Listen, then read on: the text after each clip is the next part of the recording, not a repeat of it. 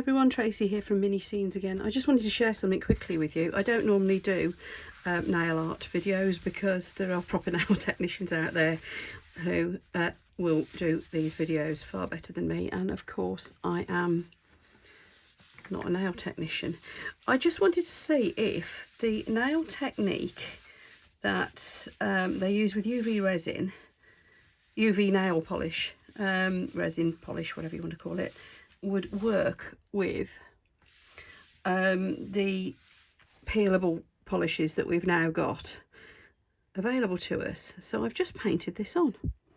I've done a layer of clear, then I've done I've sprinkled the glitter on it, tried to clean around the edges as best I can, and then another layer of clear.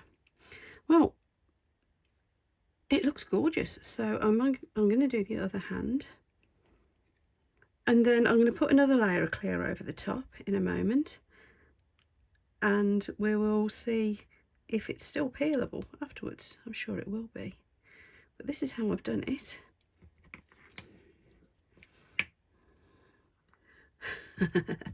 It's not very scientific, is it? Like so. The glitter is Diva's Dreams from Glitter Stella, who I use a lot because the glitter is awesome and the service is good. What more can you want? There we go. So I've tidied around the edges. I'm going to put a layer of clear over the top, like so. That's it. I'm going to do the rest of them, and then I'll come back in half hour when it's thoroughly dry, which it dries really quickly, this peelable stuff, and I'll let you know how easily it peels still. So there we go, quickie video. Back in half an hour. Well, there we go then. Yep, the answer is yes, you can. And let's see if it's peelable. And yes, indeed it is. There you go.